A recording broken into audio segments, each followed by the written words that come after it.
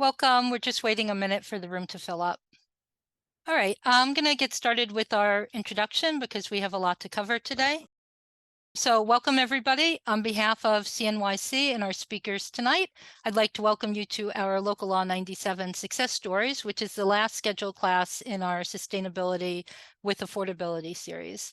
For those of you unfamiliar with CNYC, we're a membership organization that provides information, education like the series you'll attend tonight, and advocacy for New York City cooperatives and condominiums. We're independent and funded almost entirely by member buildings. Our executive director, Marianne Rothman, has served tirelessly, sitting on working city committees, reviewing legislation and regulations, and providing testimony on proposed bills and rules as CNYC strives to safeguard the financial stability, way of life, and sense of community sought by all cooperative and condominium homeowners.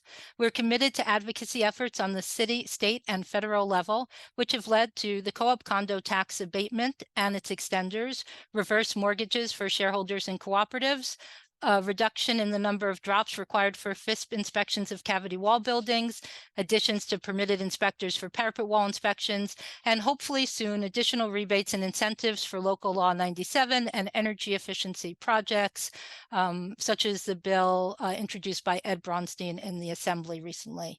Please sign up for our e-blasts if you do not already receive them to ensure you remain up to date with our advocacy and how you can help. If you're not already a CNYC member or professional subscriber, please look into joining. We are stronger together. Quick note about our upcoming classes, which you see on the slide here. We run discussion groups for member buildings on Tuesdays throughout the year, and we have upcoming classes planned on FISP, insurance, flooding, as well as an introductory class for new co-op board members. Our annual meeting and legislative update will be held on April 25th at 6 p.m.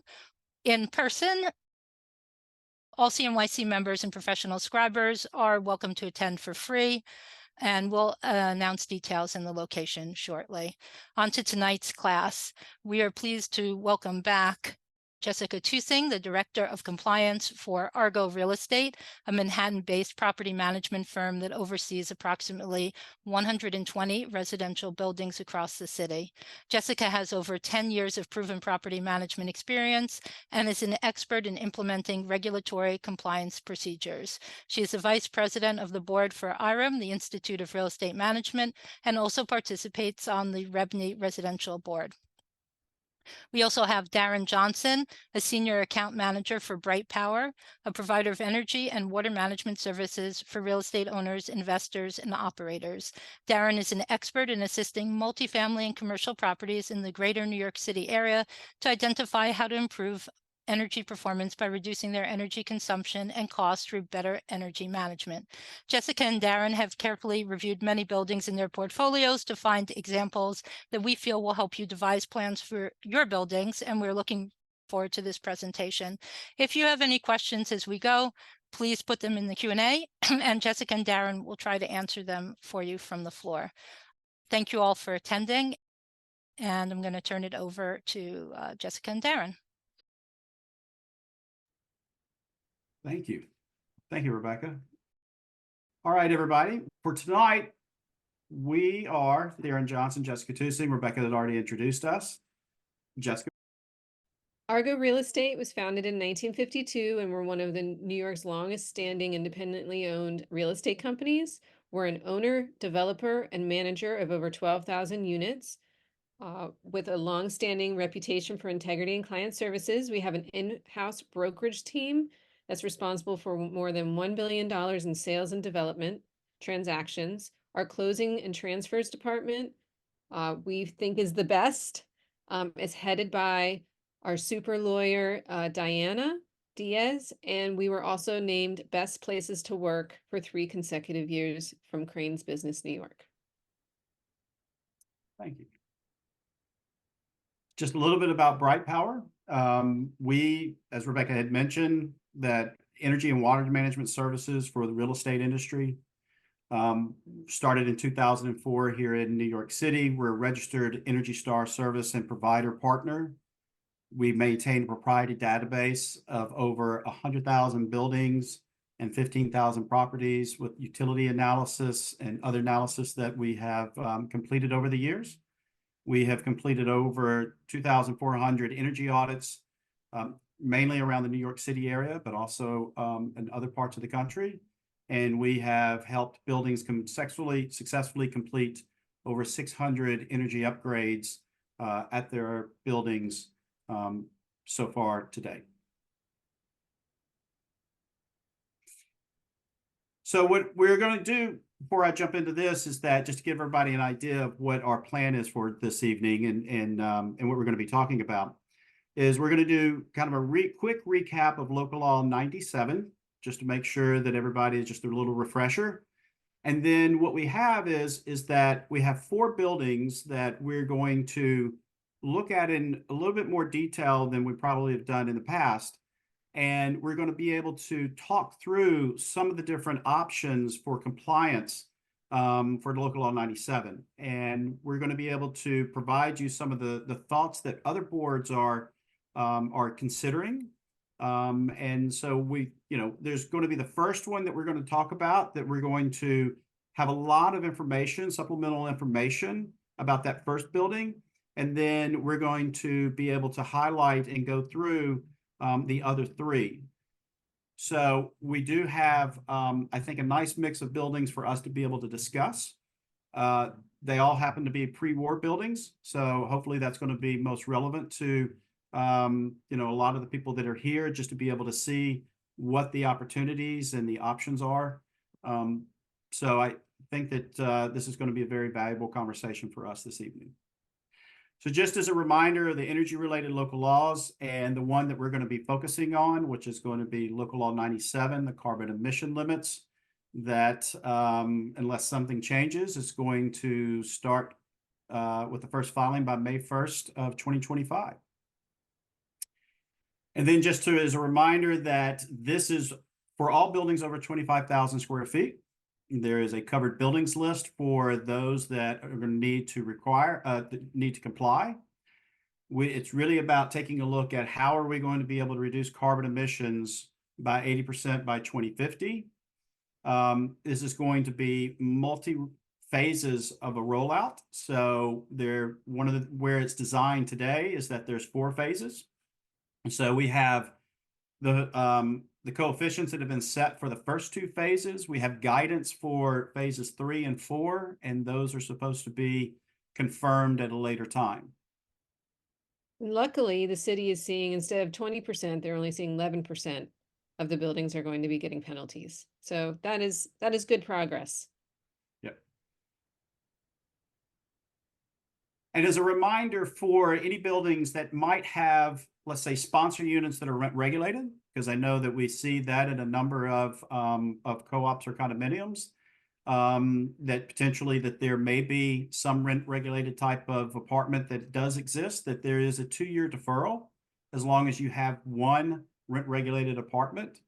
For those that may have more than that, if you have more than 35% rent regulated apartments, then there is an alternative pathway that you can consider. The alternative pathway is due by the end of 2024 if for some reason your building can qualify. And there's a list of measures, 13, those that apply to a building that all have to be completed for a compliance submission by the end of the year. So what I would suggest is if you have 35% or more, have an analysis done right away so you know what areas apply to you, because sometimes all 13 don't apply. And those that do apply and have not been completed, at least you have an idea of what you need to do, because you're going to have an energy engineer submit that for you anyway. So might as well get the first analysis or the initial analysis of where your building stands. And then those that have at least one rent regulated, but you're under 35%, start checking your DHCR lists and your rent rolls, because that's probably what you're going to have to use to prove your building qualifies. So as we talk about the different examples that we're going to be sharing with you tonight, it's really thinking about having a plan. And so one of the things that we have collectively come together are what are the steps the way that we see them. So this is something that we introduced, I think, in our last presentation is that we break this down into 5 steps. Know where you are currently is most important. Educate yourself. Work on developing a plan that's going to identify the projects that you're going to need, that's going to help you be able to reduce your carbon emissions. Identify the incentives that are available to help pay for those plans. So there's a number of different areas to be able to look at for incentives. Make sure that you're working with somebody that is educated on the utility incentives, the state incentives through NYSERDA, and then the federal incentive program that is going to be rolling out later this year. Then it's implementing. It's making sure that you actually get started on the work and getting them completed to be able to reduce your carbon emissions so that you can start making headway and being able to be compliant in the future. And then it is continuing to measure the results, continue to track those to make sure that you're not losing ground after you complete a project. Because the last thing that you want to do is let inefficiency creep take place over a period of time and then just realize that the savings that you initially had are less. And so you just want to make sure that you maintain those gains continuously, because this is an ever decreasing carbon emissions that buildings are facing as we move forward in time over the next 25 years. So here's our first building that we're Darren, going to hold on before you go on quickly. I'm sorry, but we had a question about the prescriptive measures and the 35% come into the chat. So maybe Jessica could answer before we quickly move on. The question is, if a co-op building has holders of unsold shares who own the rent controlled apartments, does it qualify for the 2-year deferral? So I guess it's not about the 35, but it's about the 1 or 2 apartments. It should qualify. Yeah. You just need to make sure you have proof that, because what I was communicated from DOB is that we will have to prove that they're on the DHCR list. So that's why I'm saying make sure you check your DHCR list. If it's not yours, get it from the person that owns and manages those units. And we will be sending the slides at the end of the presentation. Okay. I think we got another question real quick. I answered that one too. Okay. So here's our first building that we want to just highlight. So this is to give you an idea of what this building is going to look like. It is, and we have the descriptions on the next page. This is a number 4 oil building. So they, as you can see, for those who may or may not be knowledgeable about the building energy exchange calculator, what this is going to be able to show you is a breakdown of the carbon emissions by your fuel type, which you can see in the different colors at the bottom, the blue, the green, and the purple.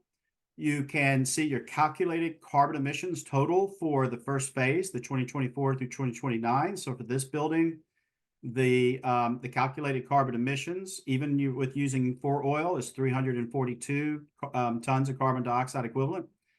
The threshold or the carbon emission limit for this building is 432.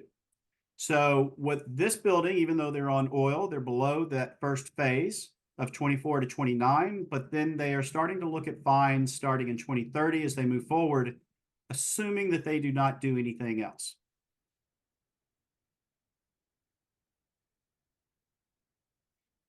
So one of the things that we can talk about as far as what are the descriptions of this building? 1910 is when it was built, 64,000 square feet, 63 apartments. There's no commercial that's involved at this building. It's residential only. It's a 1-pipe steam, and they have window ACs. What you can see here with this table is that what does, if we look at doing nothing, as far as the building, its systems, or any sort of upgrades, what takes place to a building that just avoids local LL97 and says, we're just not going to participate? You can take a look at over a long period of time what the total financial penalties would look like. And this is looking, when we look at the 2050, we went out just 5 years to 2025. So over these different phases, and assuming that the 3rd and the 4th phase stay consistent when they're confirmed, that this is well over $1 million of potential penalties. So this is one of the things that this number is what we're going to be used to compare against the other options that the building's going to be looking at. And being able to say, this is $1.2 million of potential cost over a long period of time. How do we minimize that? How do we avoid that? How do we find the right balance for us? But this is a looming cost. If Local L97 continues consistently throughout through 2050 and beyond, that buildings are going to have to consider.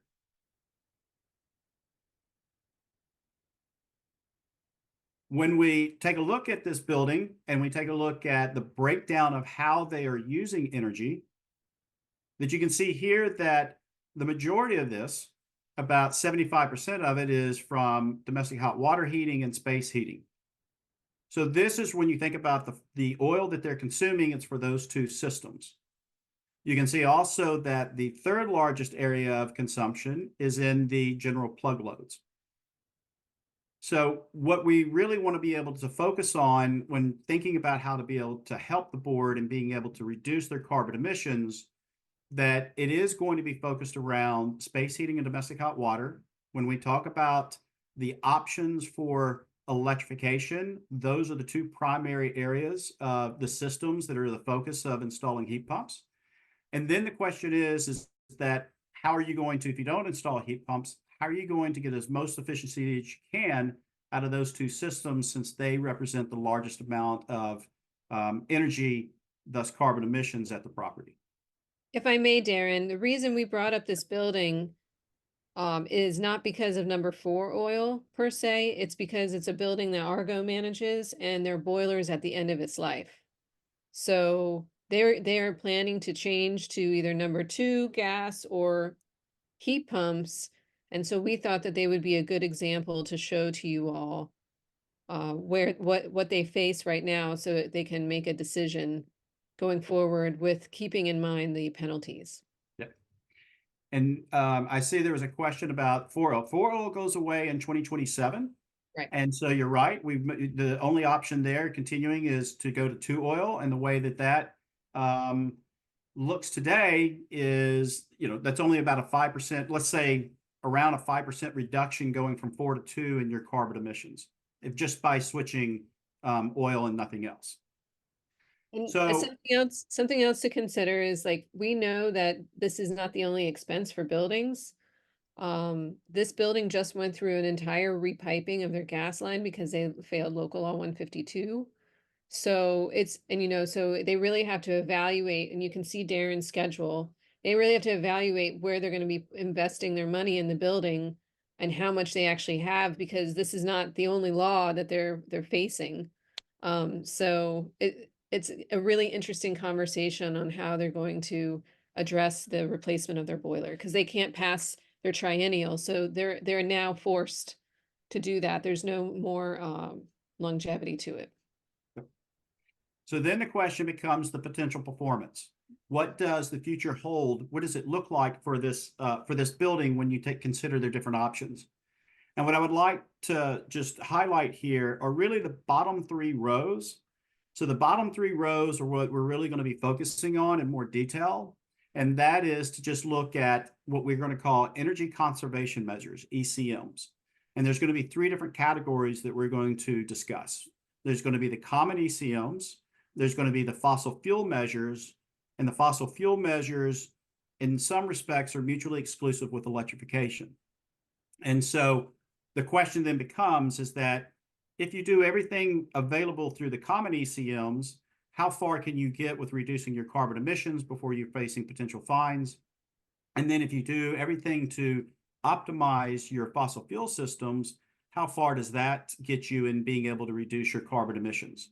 So as you can see with this building, and taking a look at with the 3 different, as you look at those options, that it may be that they consider the fossil fuel measures and reinvesting in those upgrades to be able to buy them significant amount of time before they may potentially be looking at doing some sort of level of electrification, and depending on policy, whether you're going to be forced to. But it is one of those where electrification may not necessarily be the only option that is taught, that is digestible for a board and for a building when they consider what the potential performance is for them to be able to meet those much reduced carbon emission limits that they're going to be facing in 2040 and beyond.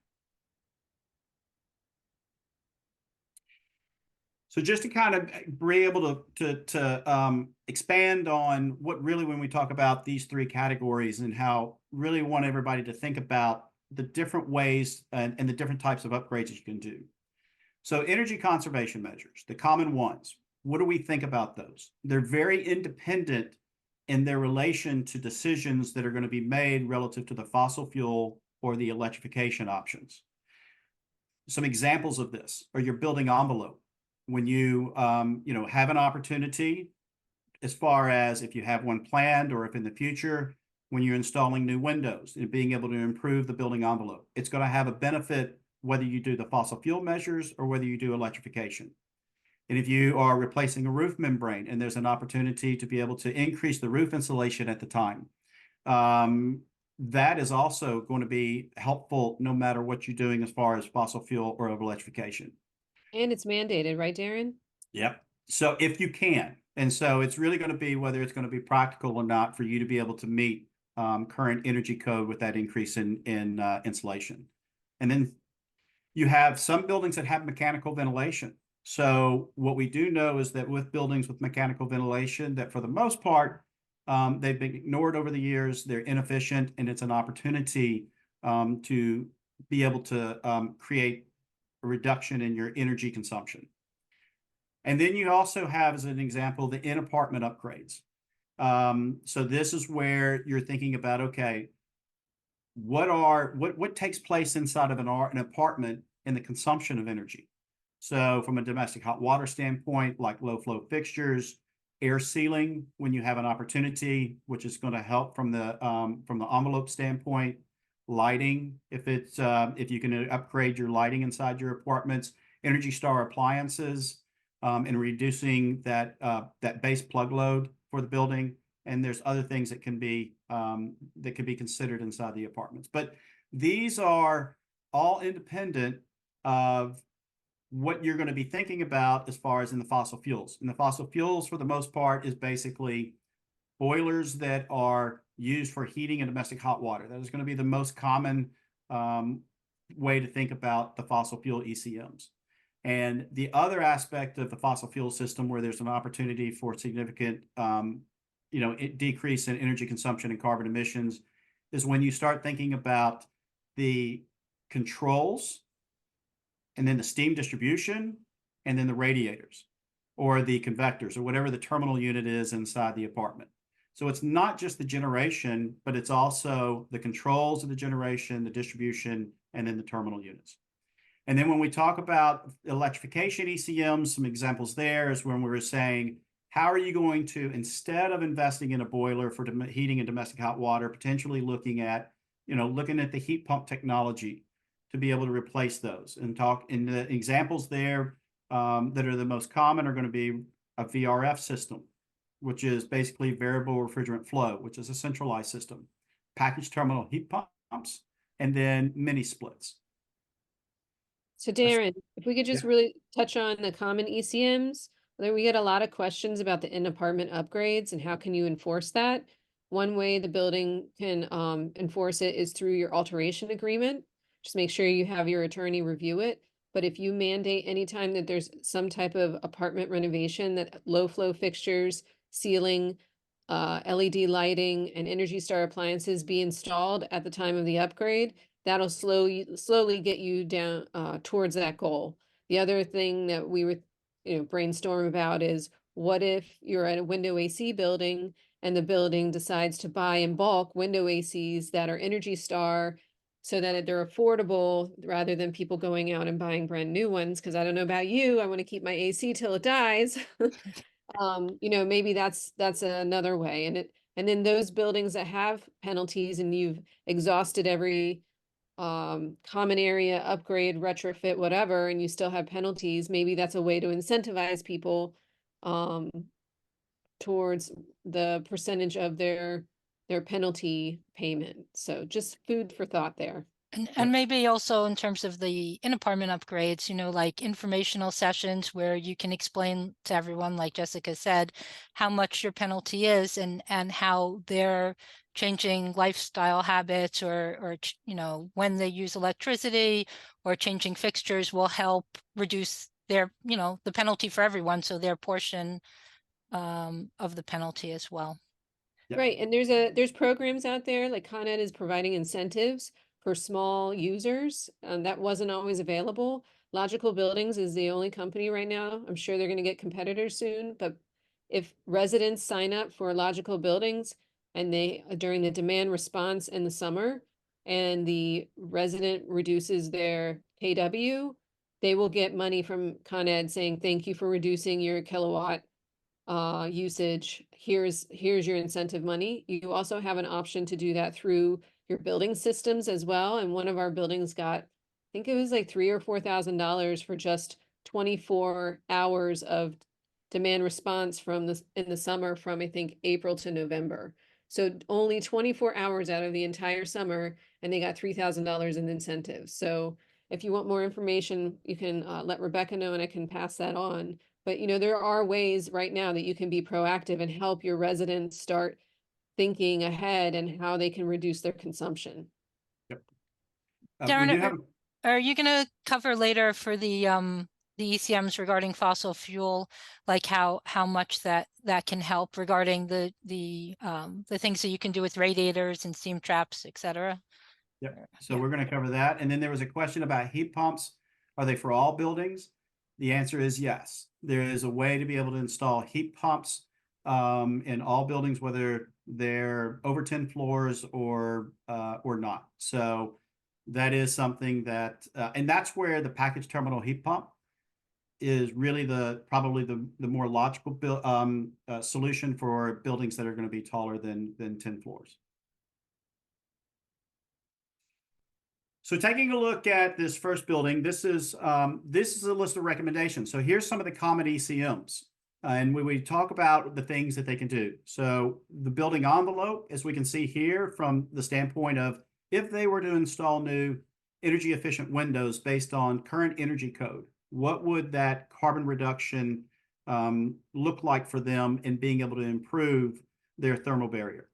Taking a look at, in this case, both of the second and the third are targeting the domestic hot water system and the consumption there. So one, when we take a look at the first one, ECM number 2, the low flow faucet aerators and shower heads, that's inside the apartments.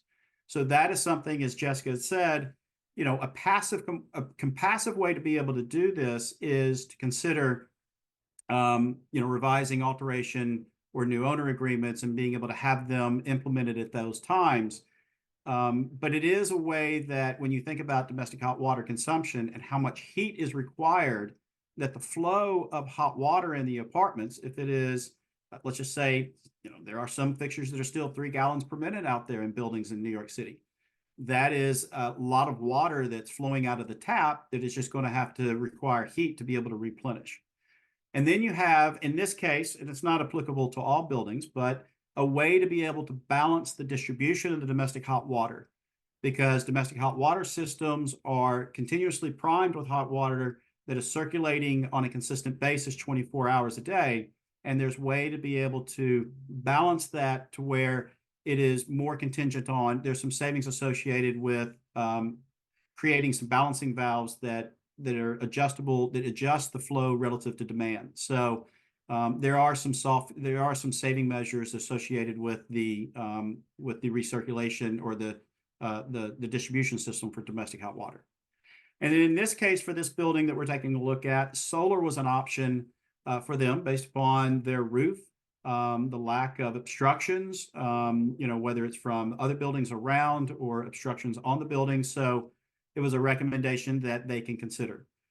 What you can see from all of these is that you collectively, if you were to do all of them, it would be close to a 20% carbon reduction for the building. And so it is something that, from when we think about common ECMs, they have no impact on the other considerations when we talk about fossil fuel upgrades or electrification upgrades. I would say that from a solar standpoint, that if you were seriously considering doing electrification, depending on the type of electrification, it may be something that you want to wait until you've converted if that's going to happen near term. If it's not, then it's always, I mean, solar is always a good thing to be able to install if you can. It's just a matter of whether the timing is right for you. Darren, someone had a question about the logical buildings and the Con Ed incentive. I Okay. forgot to mention that if you want to capture the largest incentive, make sure that users sign up before end of April. Otherwise, the incentive price dramatically goes down. But or incentive money. So I think once you sign up, then you are a repeat every year, but you have to do the initial sign up. So for this building, when we talk about, you know, as Jessica has said, the boiler was at the end of its useful life.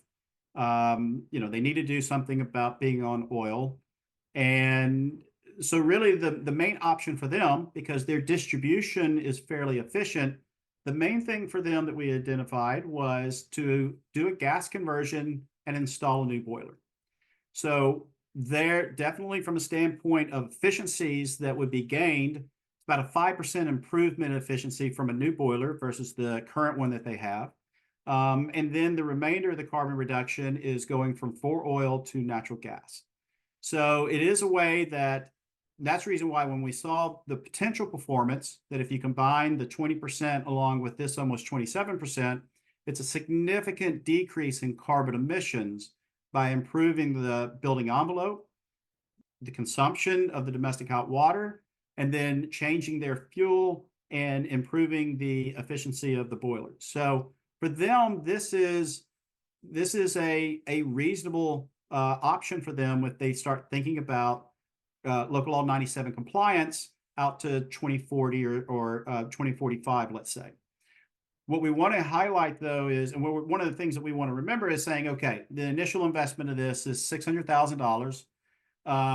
You're going to spend $600,000 estimate, let's say, and how much time are you going to get? They have a boiler that's about 50 years old. You're most likely not going to get 50 years out of this investment. So what is my alternative? Then that's when you're taking a look at the electrification options. And so what we have here in this table, this building has 3 potential options to consider. And that's, you see at the top 3 is the 1A, B, and C. And this is targeted for space heating. So from the standpoint of, we have 3 different systems that are going to be different in how they are implemented. From a construction standpoint, they're going to be different in how they're metered. They're going to be different in the requirement on the electrical infrastructure. But as you can see, all 3 of them are going to provide a significant carbon reduction. The $600,000 that we are considering as far as on the gas conversion is in comparison to what you see here when we take a look, think about the initial investment less the incentives. So the one that, you know, from the standpoint of their options here, when we talk about what really is probably the most attractive if they were going to go down this path, would be 1A or 1C. And they're very different in how they are to be considered as far as paying the electricity bill and the implementation of them. Number 2, it'd be an option for the domestic hot water. So if you weren't going to install a boiler for space heating or domestic hot water, then you would also need to install number 2. We include in here, just from the standpoint of considering full electrification. So for buildings that have common area laundry, when you think about the dryers that are a lot of them are going to be gas dryers. What would it cost to be able to potentially replace that? A lot of them are going to be leased. I don't think any of the leasing companies right now have heat pump dryers. But if you're ever going to consider that in the future, there's going to be a slight decrease in your carbon emissions. And then if you were going to convert your gas stoves over to electric stoves. the costs that are associated with that. So this really represents what a potential full electrification of the building would look like, removing fossil fuels completely and going full electrification. And this report is called the Low Carbon Capital Plan, which is no longer available through NYSERDA. They're using the FlexTech program. But this will meet the requirements of the good faith effort. And from what I may be wrong, but from what I understand, for each cycle. So we encourage our boards to have this type of study. One, so you have future planning, and two, if you ever have to qualify for good faith, then you've had an electrification plan. And at least you know what today's cost will be. You could get it refreshed every 5 years, because as more technology comes out and there's higher competition, prices will go down. But this at least shows you what your reduction is. And I find this really valuable when talking to boards about alternatives such as this one, trying to replace their boiler. What should they do? And if they're, Jessica, if they're thinking about trying to put in for the electrification delay and then benefit from beneficial electrification, this would also guide them a little bit toward that, no? Or Right.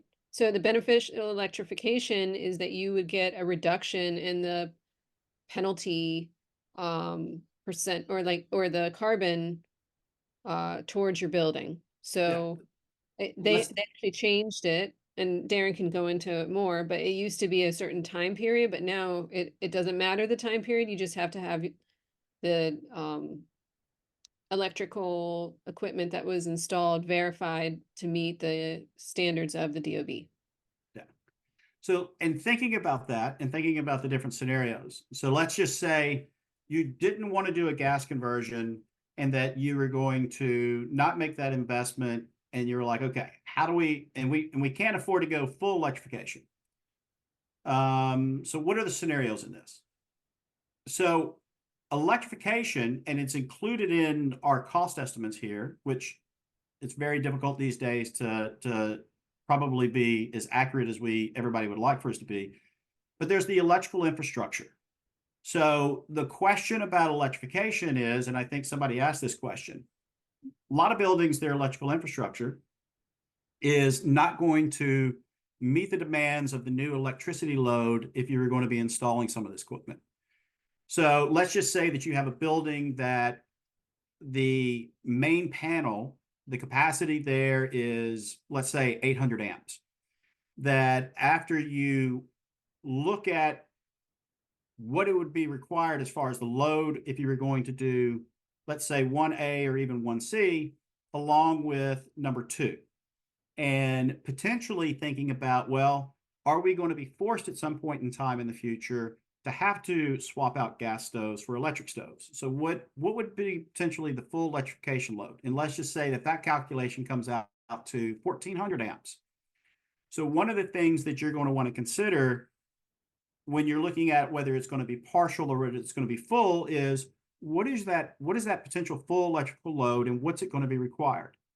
So the main house panel, that service that's coming in from Con Ed from the street, is the service from Con Ed adequate to be able to provide you, let's say, 1,400 amps? Or does that need to be upgraded? And then you would have to probably upgrade the equipment that you have from your main panel to be able to handle a new 1,400 amp service.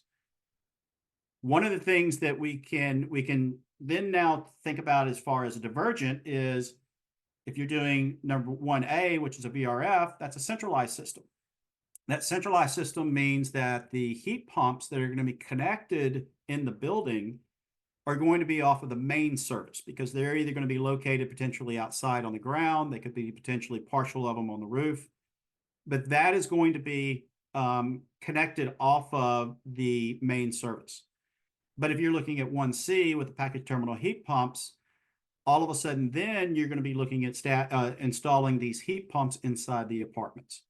And so then the consideration is, well, what is our apartment capacity? And a lot of apartment capacities could be between 50 and 60 amps. And what if you were thinking about, okay, if I'm going to install a package terminal heat pump and potentially a future electric stove, what is the size of panel that I need to be able to handle that new electrical load? and it may come out to be, let's say let's say around 90 to 100 amps. So what you're potentially looking at, depending on which way you go, is you're looking at an upgrade to the main building service. You potentially are looking at an upgrade to the apartment service. And for the apartment services, there's a lot of considerations. And it's about the existing wiring that is, from the risers that are going up to the apartments and what really kind of needs to be done there. So it is one of these where, depending on the direction, this can be more complicated and more expensive than another. And when you think about the domestic hot water heat pump, that's going to be off of the main panel as well. So when taking that thought and kind of going and thinking about the beneficial tax credit or the beneficial carbon emission credit, if you were going to do a partial, which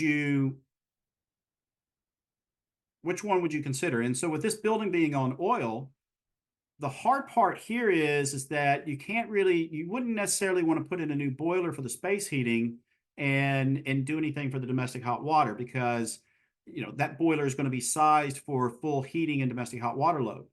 Where if you think about if this building was on gas, when we can take a look at this at another building we have, you would potentially think about leaving the domestic hot water on gas, or you would be thinking about leaving the space heating on gas, sorry, and maybe doing heat pumps for the domestic hot water, which would be a qualification for that beneficial credit, electrification credit. Right. So it's really, yeah, go ahead. It makes hybrid electrification more palatable, or the electrification concept more palatable, because it is hybrid. From the studies that we see, it's not really realistic for a lot of buildings to go full electric. Yeah. So, and then when you think about the cost estimates here, just to kind of give you an idea, about $600,000 of the 1A, B, or C is about the electrical infrastructure upgrade. So about, what is that? Probably 35%, close to 40% of the cost is from an electrical infrastructure upgrade with doing the implementation.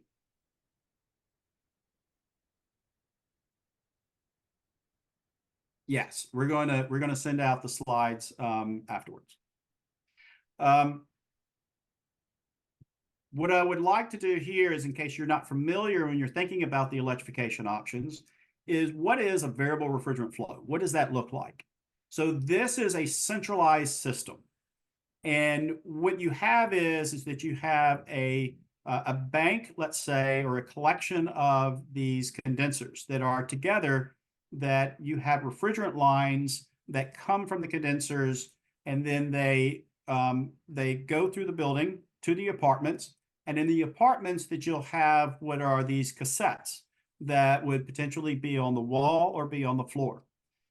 Because of the electrical load of these cassettes, no upgrade really is needed inside the apartments if you're doing a VRF. This is really one of those where it's probably less than the window AC that you have. So it's really about the electrical upgrade at the main panel. What you have is that everybody is tied in, where for the most part, what you're going to see is everybody's going to be on heating at the same time, and everybody's going to be on cooling at the same time. So it's really one of those where you have control inside your apartments. You have control about your temperature, but everybody's going to be switched over that they all have AC at the same time, or they all have heating. Now, if you can upgrade, you can have it to where, it costs a little bit more money. You can have people that choose heating and cooling at their own leisure. So there's a lot of flexibility with the VRF systems. They're centralized. The payment for this would be on the common meters. So thinking about from the standpoint of the electricity, it would be on a house meter for the building.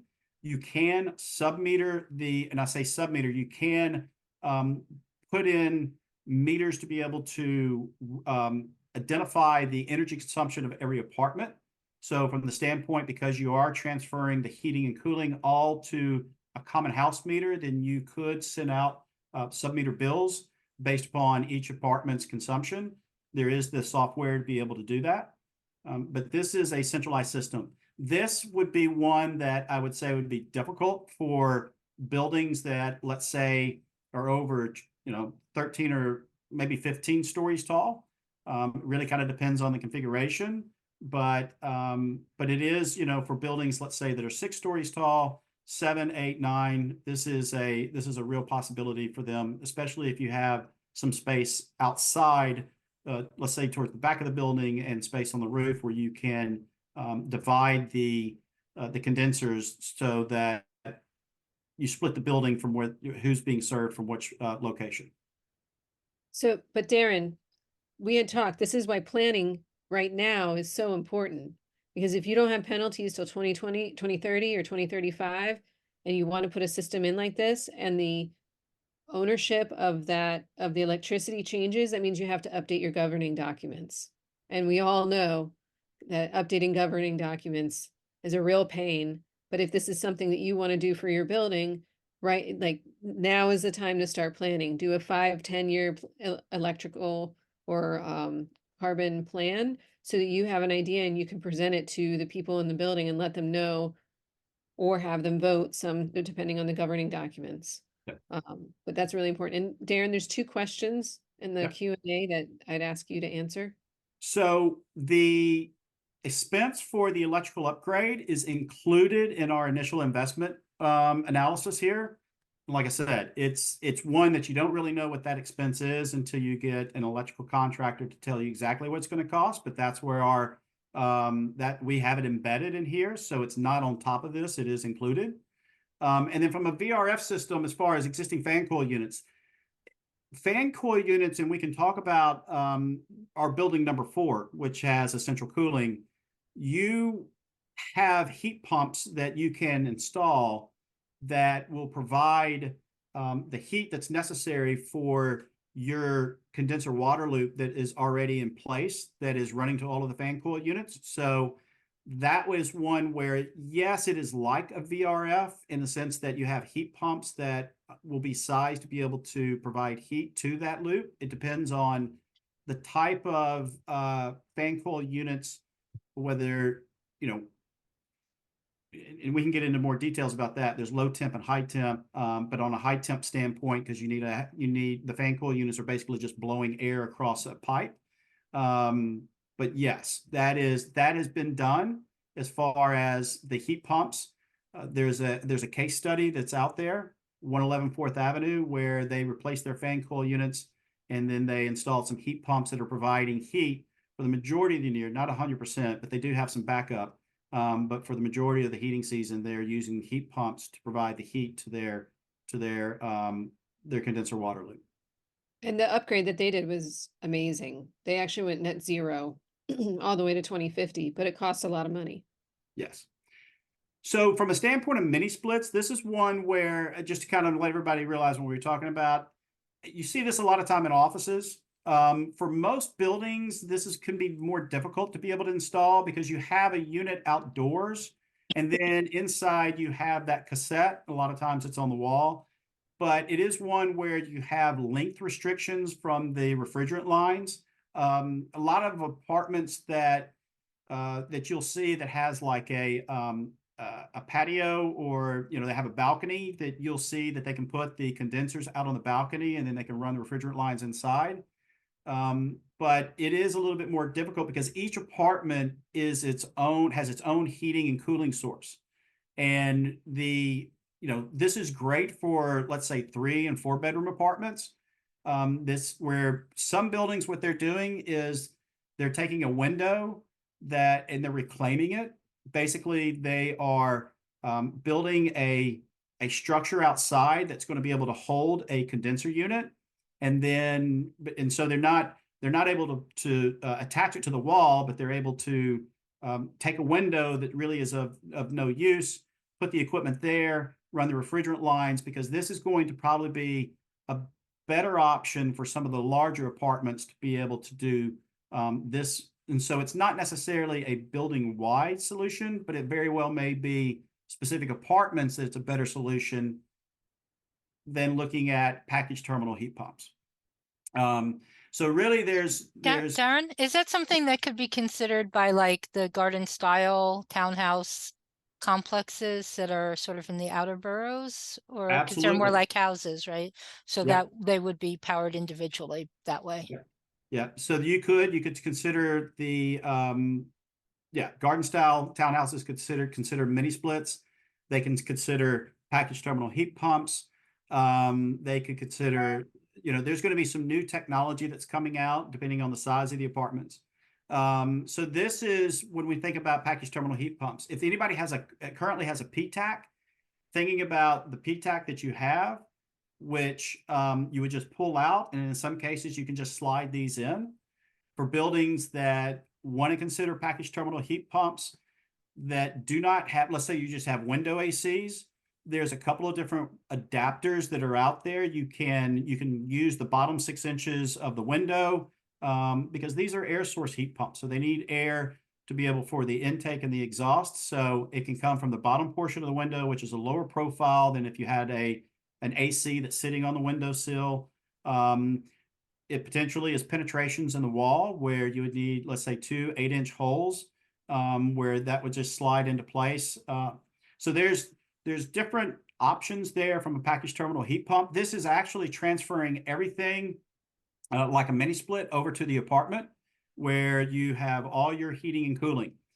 The one thing about the mini splits and the package terminal heat pumps is that you have now transferred the cost of heating from the common maintenance fee to the individual Con Ed meters if you're in a direct meter building. If you're in a master meter building, then there's no impact. But if you're in a direct meter building where everybody has their own Con Ed electricity meter, then what you're switching is you are switching the cost of that. So there's no more fuel charges on, that's coming into, the main building account. This is now everybody would be responsible for their own heating and cooling costs year round.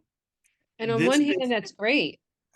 Yes. Because then people will actually be more conscious of the energy that they use because it's not coming from their common charges or their maintenance. It's coming directly to them. So, but the rate is higher. No, I mean, when you're doing it, when you're getting electricity for the whole building or fuel for the whole building, right? The rate is lower than for the individual, than is on the individual account where people are getting right. electricity. It's great in terms of behavior because Yeah. I think that that's going to be a real big challenge for buildings once they've tapped out all their common area efficiencies that they could do outside of electrification. And then if you have on the main house panel meter, you're going to have some significant demand charges too, that, because it's going to be on the, the service class that you have with the main panel in the main electrical account. That's one of the things that we try to estimate sometimes, and depending on the level of audits that we do, is the increase in demand fees that are associated with like a VRF system.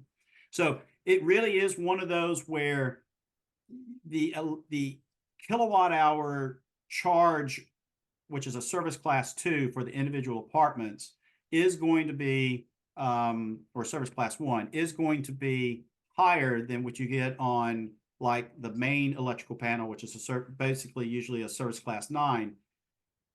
But when you take a look at what Jessica was saying from a behavioral standpoint, and when you're paying your own bills, what you may see is that,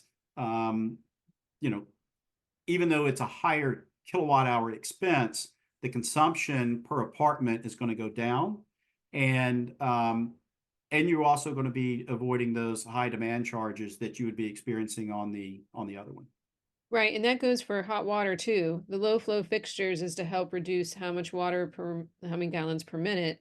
But if you have 6 people in a 2-bedroom versus 1 person in a 2-bedroom, the consumption is going to vary. So some buildings have considered putting water meters on each apartment, and charging that back as well. That's starting to come to New York, because it's so costly for hot water and the energy that goes towards that.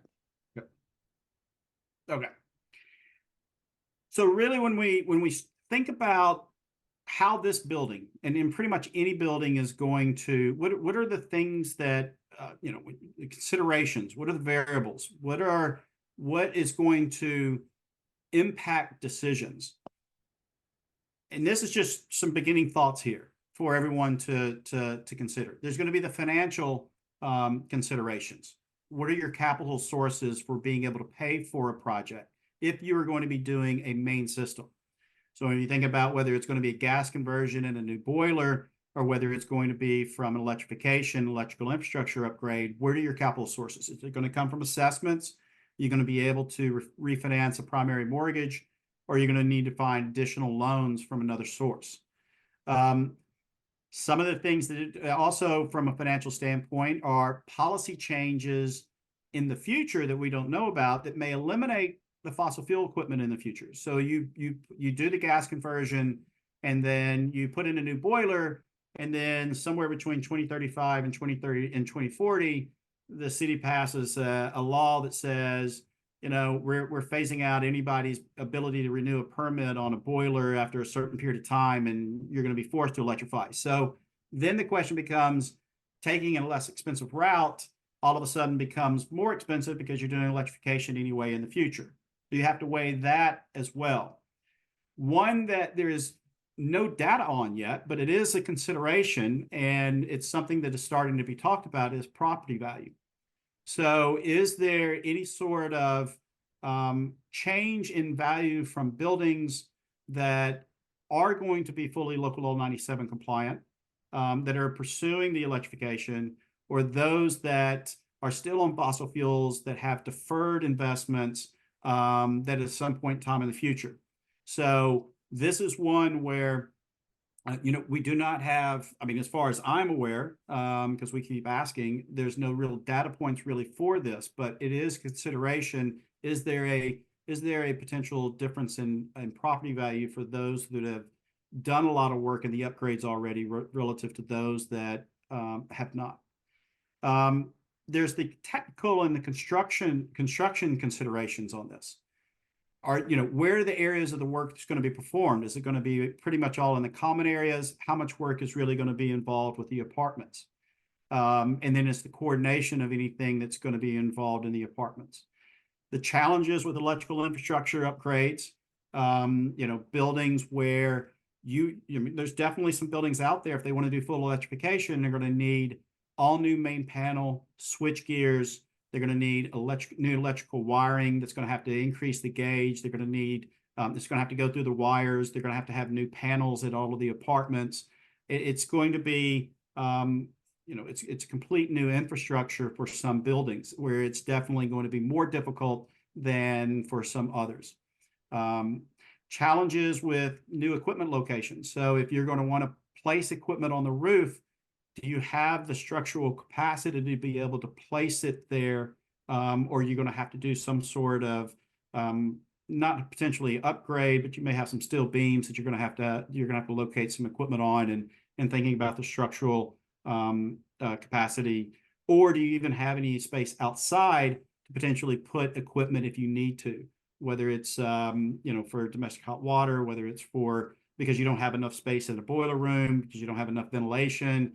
Do you have issues with, you know, as far as if you were trying to do a VRF, could you even put any equipment outside on the ground? So there's some thoughts to be there about the technical and the construction part of this, what that would look like.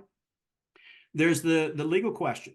You're transferring the cost of heating from the common utility account to individual apartment meters. So, and this is something that Rebecca and Jessica can talk more about as far as better than I can, but from a bylaw standpoint, I'm guessing that you're going to have to go through the process to get everybody to agree and a change in the, you know, how that is going to be paid. So that's going to take time. And then the timing. So it's really about the amount of time to develop a plan and implement the upgrades. So we see here with building one that they basically have a situation where their back is against the wall. And even if they wanted to do electrification, it may not be able to meet their timing restriction. It may be that the only way that the option that they have, because of a timing of all the other things that they need to do, is that they have to do a new boiler. So the question then becomes, do they do a gas conversion or do they stay on oil and then, figure something else out in the future? But timing is critical. So we do see this with some other buildings that potentially are looking at fines that are starting in 2025. And, when you think about all of the pieces of the puzzle that have to come together to do electrification, as you can sit there and you think about the financing of it, the the infrastructure that would have to be in place before you can even install the equipment, and then the installation of the equipment, and is it going to be in the apartments or is it just all in the common areas? And then do you have to go through this process of changing your bylaws? It all is going to take time. So it's really thinking about, from a timing standpoint, what can be done, and what you can, potentially defer and wait on in the future. And also considering if your building's landmark, which we have been told will be we'll get updates from the city regarding what they will allow for electrification. Yes. So They are trying to work on that, changes to the landmark code through the zoning and city of yes. In terms of the property value, I just think that if you're looking out like to 2035, et cetera, potential purchasers are always looking at how much they're going to be facing in terms of unexpected expenses beyond maintenance or common charges. So like if there are assessments that they're going to be hit with when they buy in because no work has been done and the law is still in place, say by then, the way it's set up now, then that maybe not tomorrow in the next 5 years would impact property value. But I think as we go forward and we look at this, it is possible that buildings that have taken no action opted for the fines and are now facing these stiff updates in the future where new shareholders or unit owners are going to be hit with the assessments. I think we may see the shift then. well, that and the way insurance is going, I wouldn't be surprised insurance would change their premiums because of potential fines. Because then that means you can't invest money in things of keeping the building upgraded in other ways. We've already had that, at least at Argo, that discussion has come up with our insurance advisors. And it could come from mortgage lenders as well, that all of a sudden, once they become educated in this and trying to understand what is a future expense that you're going to need to take out more money on. Right. So it's something we're just going to have to keep monitoring, I think, and see as we go. Right. So what do we do now? So got all of this information. That's all great. What do we do now? Really be able to kind of get yourself moving and be able to kind of go forward, and so that you don't feel like that you're being paralyzed by all this information and you're very overwhelmed, which is understandably so. Work on the common incentive. What are your budgets? What can you afford to do this year and start planning for next year? Take a look at the common ECMs, those that have the short paybacks, that are lower cost. Go ahead and get those going. Get approval and get moving. Think about the ones that you can do that are going to have the greater impact on carbon reduction. Some of the EC. So here's a scenario for you. If you are a gas building, one pipe or two pipe steam distribution, and you really don't have much fines in the way of you don't have any fines 24 to 29, and you have very limited fines in 2030 to 2035. See if you can do an upgrade to your heating system or your domestic hot water, and get below that 2030 cap and buy yourself out to 2035. So part of those common ECMs or part of some of those low cost things may be doing improvements to your existing system and buying yourself another 5 years and more time while you're planning on potentially taking a look at 2035 or 2040. And then also, as we had mentioned earlier, passive implementation, revising, alteration, and new owner agreements to see if you can implement that. Because if you have potentially a combination of some of the common ECMs or some of the things with the steam system to be able to buy yourself another 5 years in combination with the alteration and new owner agreements, then you may start pecking away at this, that in 2035, it may be a lot easier for you to be able to meet that one as well. So these are some of the things to start thinking about depending on what your current situation is. Long-term planning. What is the age and condition of your boiler? Because that's really about the inflection point. And we talk about that with building number one. How much longer should we expect it to last? Some boilers that we've seen, you know, they can be 35 years old. They've been well maintained. They're in good shape. Maybe they can expect to get another 10 to 15 years out of them if they do things right. If your boiler is 45 years old or 50 years old, are you really expecting to get another 10 years out of it? If you invest in a gas conversion or a new boiler, what's this going to have on your impact over the long term? Are you going to be able to kind of buy yourself to 2040 to 2049? How far can you get with, get with that type of investment for that upgrade? And then also just realize that it may be one of these where it's not an option about switching to heat pumps, before 2040 anyway. But that's one of the things in that consideration in your long-term planning that you want to weigh as far as the pros and cons. The electrical infrastructure, age and condition. If you have one where it is extremely old and all of the infrastructure, you may have had the insurance company already tell you that you have to upgrade your electrical. I know that with some buildings have already been getting those notices from insurance companies. What are you starting with that you have to upgrade from? Just really kind of getting a handle on assessment on that, understanding what your base is. Financially possible for all owners. This is one of the things that a number of boards where this has kind of come back, that when you start thinking about, yes, maybe the majority of the owners and the shareholders can afford to do the upgrades, but what are you going to do about those that potentially are in the building that have been there for 35 or 40 years? That are now retired, that they're looking at this and like, they can't afford that. So what is financially possible for all of the owners? What are your solutions that you're going to look at? And if you need to do an upgrade that potentially some may not be able to afford, is there a way to be able to help them? Or is there a way to be able to bridge the gap with them? So it's really understanding what is financially possible for everyone. Well, and it's also looking at how do you incentivize, because you need the money, right, to do the upgrades. How do you incentivize those that can't afford it to pay up front? How do you help those that can't afford to pay up front, but can start paying towards a payment plan? And then those that just may not have the funding. Some boards are looking at time of sale, that X, Y, and Z owners would then, the new owner would have to pay out the full amount of the upgrade at the closing. So that means the rest of the building would pay a little bit higher, but it would be in consideration of the people that are there. So it's a tough conversation to have. Sorry, go ahead, Jessica. No, that's it. I was just going to say that is one place where CNYC is trying to focus our advocacy on ensuring that co-op owners are considered as homeowners, as the way our single family homeowners, where you can be entitled to rebates based on your individual income level. So we'll see. Yep.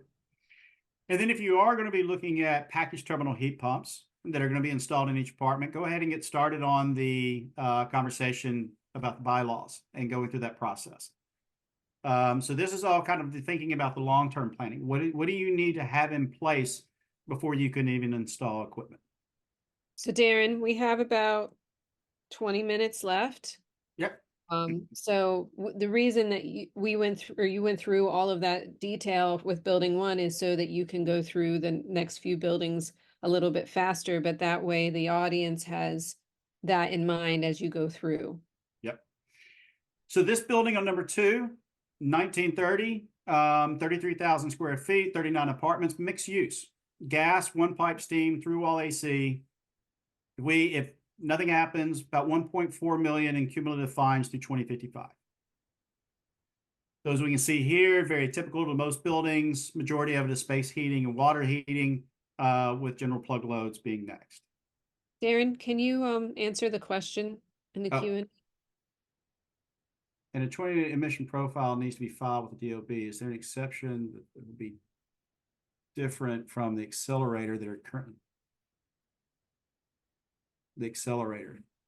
I'm not sure I understand. I think the question is regarding the report that you're gonna have to turn in for your local law 97 filing in It's going to be, 2025. yeah, Is that gonna be like, I think what he's asking is what he's getting from the accelerator in terms of the report, how is that my something he can understanding, yeah. turn in?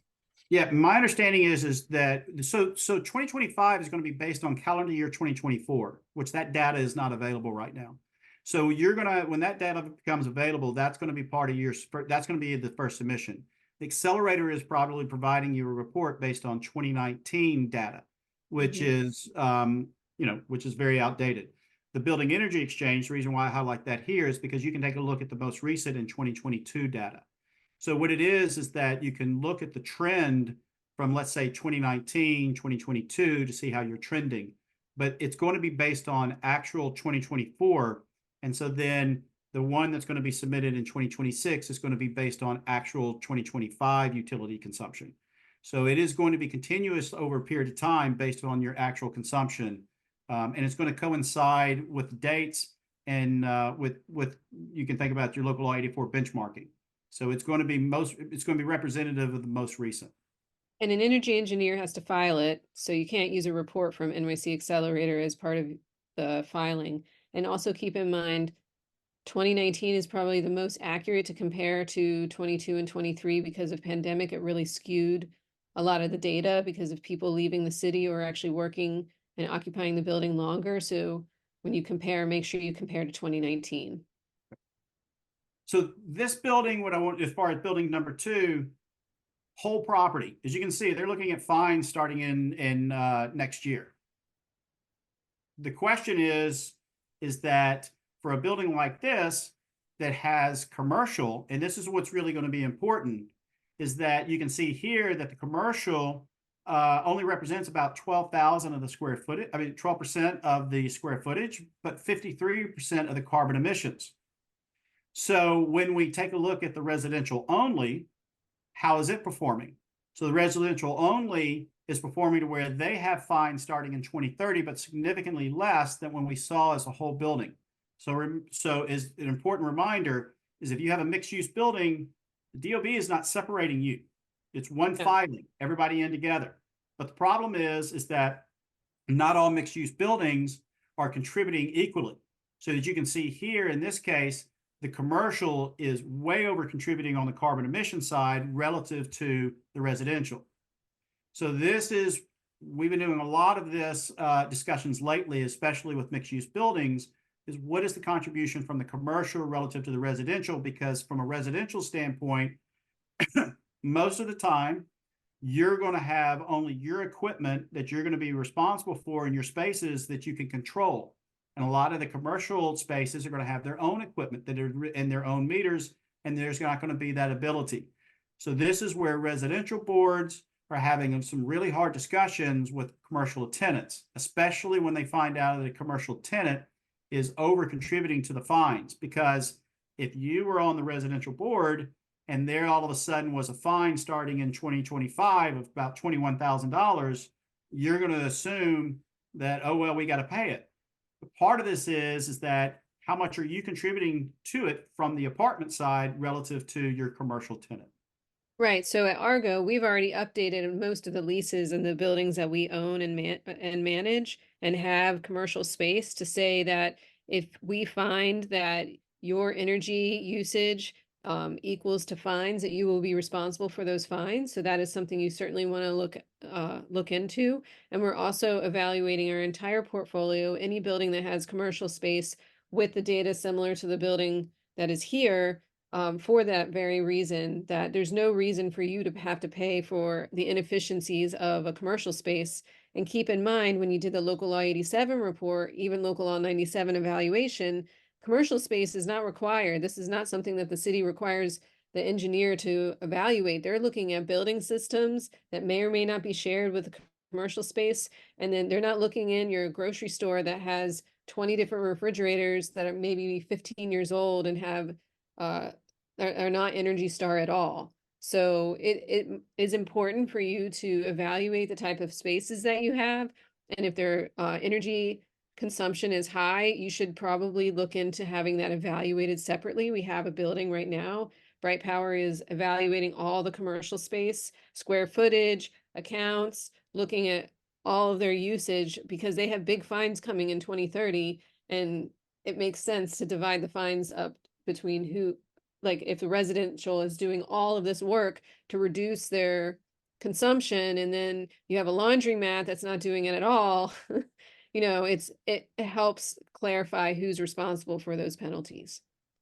Yep.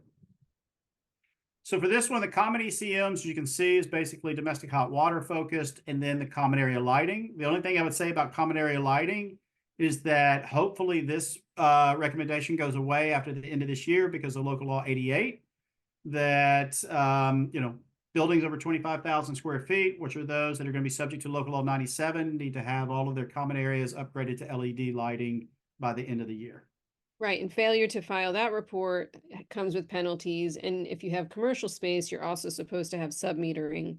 The purpose is that so that the people in the commercial space understand their usage, electrical usage, and hopefully reduce their consumption. So from a fossil fuel standpoint, the options for this one was to install some radiator covers with temperature control, which is, I think, you know, Kelvin is now the name. Used to be the Cozy, but now it's Kelvin.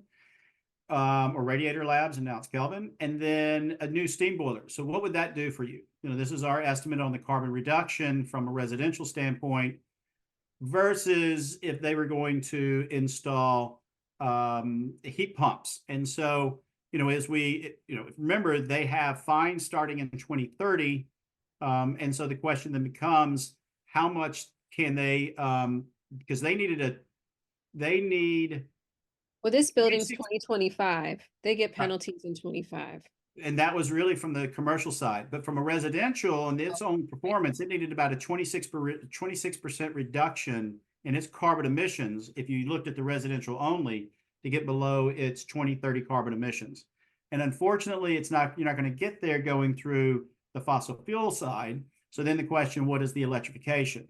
So for them, it was really taking a look at and saying, okay, is it going to be easier or better to go to the VRF, which is a centralized system, or whether it's going to go to the package terminal heat pumps? So what you would be considering here is you would be considering the net investment as we take a look at this and saying, from a net investment standpoint, what is our cost relative to the new steam boiler, plus the fines that we're still going to be getting, because are we going to put in a new steam boiler for a space heating and domestic hot water, and then all of a sudden start accumulating annual fines that is just going to increase the cost of this project. Plus, we're going to probably want to do this, the radiator covers investment as well to be able to reduce. So this is where you're looking at your comparison to be able to say, what really are we going to be able to do? So, but let's say you put in a new boiler here just for your domestic hot water. Let's say you don't electrify your domestic hot water. Let's say you leave a new boiler to keep that on gas because you don't want to incur this cost, but you potentially do consider going ahead and transferring over your space heating to heat pump technology. So it's one where you would consider a staging because you are going to get the bigger carbon reduction, you would get the beneficial electrification credit, and you would minimize the capital outlay for a project. You would minimize that in being able to just do potentially the package terminal heat pumps, let's say. So this is kind of that balancing act to be able to say, is there, and I know we had referred to it earlier, is the hybrid. You're not necessarily doing all systems at once, but you're just doing a partial electrification where you'd be potentially just focusing on the space heating in this case. And then that way you can just reduce this cost, because if you need to put in something for boilers and with a limited number of apartments to be able to provide domestic hot water, there's definitely going to be some solutions out there. They're going to be a lot less expensive. Because for the point of perspective on the cost, it's divided by 39 units, right? I mean, it's. Yeah. So looking at building 3, 1930, 77,000 square feet, 114 apartments, mixed use, gas, 2-pipe steam, window AC. So this building is performing pretty well. As you can see, without anything, the fines here in 2030 is about $12,000 a year as we move forward. So the question becomes, what can we do by staying on fossil fuel to be able to buy ourselves more time? Looks very similar. This the cooking here, I think that's from I'm not sure why that's so high, to be honest with you, but we're going to skip that and keep moving. So as we take a look down below, how can they potentially tackle these local law 97 annual fines? Common ECMs, they can buy themselves some time. The fossil fuel measures, this is really where they potentially are going to give a strong consideration, because unless something happens with policy for them in the future, this may be a much better avenue for them unless they are just really motivated to do electrification. When we take a look at the common ECMs, what is included in that? That's when we're going to be talking about new windows, because we definitely need to improve the building envelope to be able to retain more of the tempered air, whether it's going to be heating or whether it's going to be cooling. Domestic hot water, that's the low flow fixtures and the recirculation flow, improving that. Exhaust fan timer, this building has mechanical ventilation. So number 4 there and number 6 are about being able to improve the ventilation system so that you're not over ventilating, so that you have an opportunity and then with the fan timers, so that you are definitely trying to keep more of the tempered air inside the building. Actually, for this one with the building ventilation system, they have a problem getting enough air out. So that actually could be a little bit of a health concern, that they may want to actually hit the minimums because they have some pretty stagnant air that's in some places in some apartments. And then the common area lighting and controls, that's, as we talked about with local law 88, that's going to be something they need to do anyway.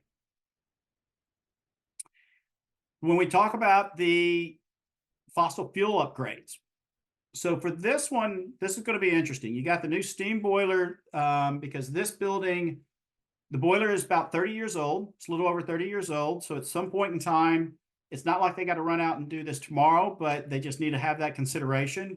They can buy themselves some time with looking at 1, 2, and 4. And 2 is pretty self-explanatory with the pipe insulation. And the TRVs and the orifice plates, we can talk about that. The orifice plates are a substitute for steam traps. Steam traps you're going to need to stay on top of, especially with local law 97. You're going to need to have your site staff working on that every year. Orifice plates are the alternative. You install those, you don't have to worry about them for probably 20 plus years. So that is the reason why we always recommend orifice plates when appropriate, because the steam traps is a project that will never go away. The hybrid window heat pumps. This is one where you would still need to go through the legal process when you think about it from a bylaw standpoint. But the technology has been around for a long time, and it's where you replace your window AC with a new window unit that not only provides the air conditioning, but can provide heat down to about 40 degrees. And so what you're doing is that you think about October, November, and December now for the most part, and then you think about latter part of March, April, and May, when you're required to provide heating, especially when it's below 55 degrees. Instead, what you would have is all the apartments would have these units that they would be able to provide their own supplemental heating in kind of the milder temperatures. Then you would keep the central system, the steam boiler system, and it would only turn on below 40 degrees, such that the window heat pumps don't work below 40 degrees. And then you would have sensors that would tell the boiler to start, and it would be able to provide the heat. What we have seen for most of the years is that if you think about below 40 degrees, how often is that? It's probably a couple of months. Heating season is very long. If you're only talking about 40 degrees or below, it might equate to about, let's say, 6 weeks, maybe 7 or 8. So the majority of what you are doing is transferring, you think about the shoulder seasons, that fuel source from a fossil fuel to electricity. And it's a way to be able to, as you can see here from a carbon reduction standpoint, it's a way to be able to buy yourself more time, a lot more time in the case of this building. Do those give the shareholder or resident the opportunity to control the level of heat? The heat pumps, are they like The window heat pump? individualized? Yeah. Yeah, that's all individualized. It's replacing your air conditioners. You might want to add one more, but it pretty much basically just replaces. If you have an air conditioner in the living room, you have an air conditioner in the bedroom. You're replacing those two with the window heat pumps that would still provide your air conditioning, but also heat. And then this is what you would be using. So it would be on your individual Con Ed meter until it was below 40 degrees, and then the gas boiler would kick on. So Right, and then you don't have to upgrade your electricity either. It No. puts right in. Yeah, because it basically it's the same requirement for your window AC. And then you can take a look at from the alternative is the package terminal heat pumps. So instead of investing in a boiler, going through the process of trying to be able to install this equipment, some level of electrical upgrade, a lot of incentives associated with it. But this is where you would take it and say, is this a project that we want to do? And this is where, when you take a look at this building number 3, is they actually have really good choices to be able to consider. Are window heat pumps removable? Yes, you could remove those, because the window heat pumps are just like your current window AC. So if you're removing the current window AC, the thing is that you wouldn't want to remove it until it's below 40 degrees, unless you're comfortable already. And then But they have here- another question. You keep talking about window AC. Does that apply to individual through the wall AC as well? Yeah, you can buy them for through the wall ACs as well. And if you have through wall AC, you actually, yes, you could do that. And if you have the through wall penetration, if you ever wanted to do a future electrification with the package terminal heat pumps, you already have an advantage, because that already has the air where you don't have to deal with a window and you don't have to deal with new penetrations. But that would be something that in the future you could go from a hybrid to full, depending on your electrical infrastructure, because you already have that wall penetration that you can use for the equipment. So yeah, but yes, that for through wall, that's that as well. And I mean, you can search these up on online. There's the usual manufacturers have these available. I think they go up to about 10,000 BTU for the heat side, but I think that's as far as they go as far as sizing on the heating capacity. So Darren, we're right at 7:30. Is there any other slide that you would like to highlight? The only thing that I would, if somebody is interested in with central cooling that has a cooling tower, then I'm happy to talk about that. But otherwise, I think for the most part, we can stop here and I can send out the slides. What I will talk about is from the incentive standpoint. Is you have the NYSERDA incentives for doing certain types of projects. You have the utility, which basically is the Con Ed, unless you're in that grid territory. You have the beneficial electrification credit. And then we are getting some insights into this federal inflation reduction. As far as rebates are out there, and then the tax credits, the rebates are coming. The tax credits, some of it's kind of already known, but there are other sources that are going to be coming, and I know Rebecca is definitely working on them to be able to help further reduce the cost of being able to implement some of these projects. Darren, can you explain the LED and step-down lighting incentives as it relates to local laws? The LED, local law 88, I think she's asking about. Yeah, so I mean, local law 88 is basically saying that buildings are going to start getting fines if you haven't submitted a report that your common areas, and I'm saying this from a multifamily building standpoint, have upgraded LED lighting and controls. So for those who have done an LED lighting upgrade, let's say 3 or 4 years ago, then you'll just need to be able to have that information. There'll be a registered design professional that will be that you're going to need to hire to be able to confirm that everything meets the requirements, and then they'll be submitting some documentation. Otherwise, then there's going to be these annual fines associated with local law 88.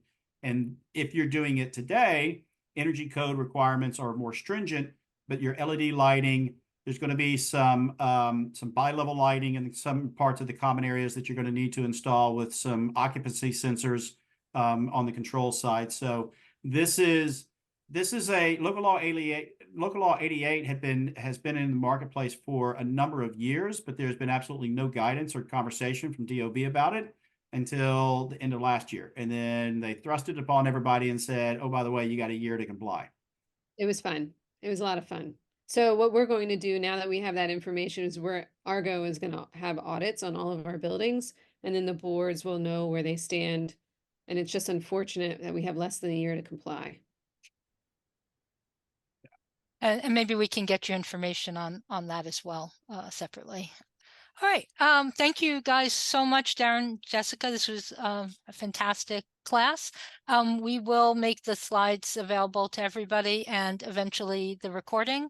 That takes a little longer to go through, but we'll be posting it. Sorry to anybody that didn't get the link in time and had to sign on late. And Darren and Jessica's contact details are on the slide. So if you'd like to reach out to them, please feel free to do so. And thank you. Good night. Good night, everyone. Thank you, Rebecca. Thank you.